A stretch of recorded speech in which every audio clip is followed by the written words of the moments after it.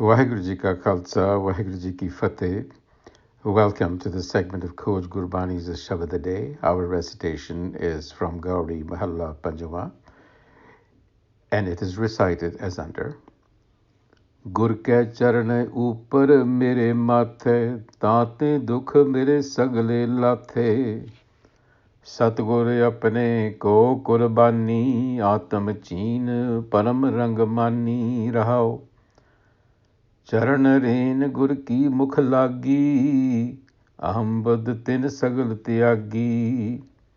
गुर का शब्द लगो मन मीठा, पार ब्रह्म ताते मोह डीठा। गुर सुखदाता गुर करतार, जी प्राण नानक गुर आधार. In this short passage, the role of the Satgur, that principle of knowledge, that immutable wisdom that is woven into the fabric of this universe and that is expressed, contextualized in various ways through the Guru as a person, through a text. That is the key. Satgur apne ko kurbani, submitting to that Satgur, submission, surrender.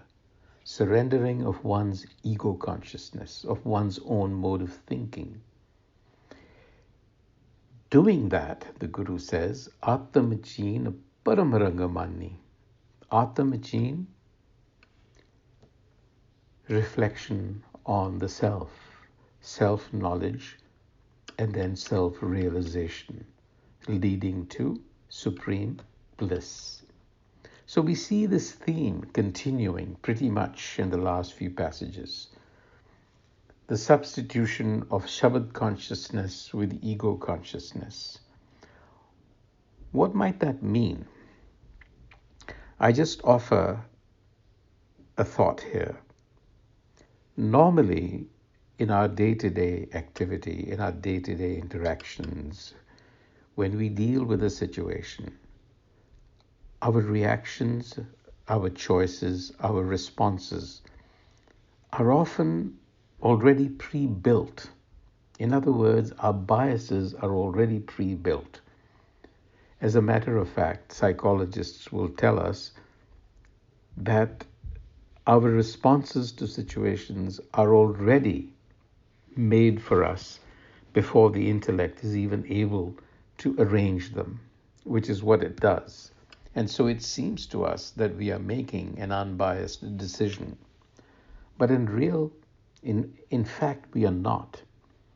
We are being influenced by memories, biases, prejudices, addictions, what have you, depending on the situation.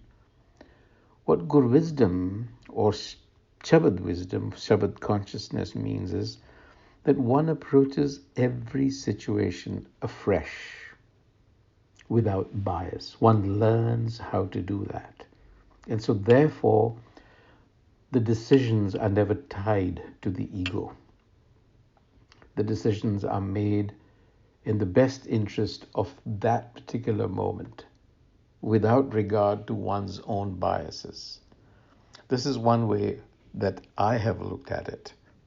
So when I approach a situation, it is always with as fresh a mind as possible. And this requires a fair amount of awareness, realization, caution, patience, and you find various tools and ways and techniques to do that. But it's a constant thing. That really is the substitution that the Guru is also asking us to do. And so he says, Gur ke charan upar mere mathe, tate dukh mere sagale lathe. When the Guru enlightened his teachings were absorbed in the mind, then all my sorrow vanished. Charan ren gur ki mukh lagi, aham buddh tin sagala tyagi. Here's the key. They whose mind is touched by Guru wisdom renounce aham buddh, all self-pride. Aham buddh literally means the ego intellect, but it signifies the ego mind or ego consciousness. How may? And Gurbani calls this the most destructive and chronic of diseases. Aham buddh bo sagan maya maha dhirag rog.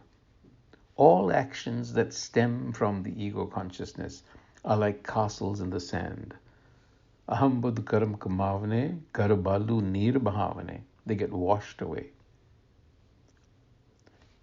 So that's really the trade-off for us. Gurka sabda lago manamita para brahmata mohedita. Through the enlightening narrative of the good enlightener, my mind realizes a state of consciousness that Gurbani calls para brahm, self-transcendence, as we talked about in the previous passage, the choice between self-destruction or self-transcendence. So here, Gur ka sabd lago manamita, par brahmatate mohe dita. Gur sukhadata gur kartar, ji pran nanak gur adar. Gur is the sukhadata. That spiritual wisdom is the giver of all comfort. Ji pran nanak gur adhar. The good enlightener is the doer. The good enlightener is the breath of my life and support. This is the realization that goes along with this transformation. And that is what becomes the source of eternal bliss. On that note, until the next time, Vaheguru Ji Ka Khalsa, Vaheguru Ji Ki Fateh.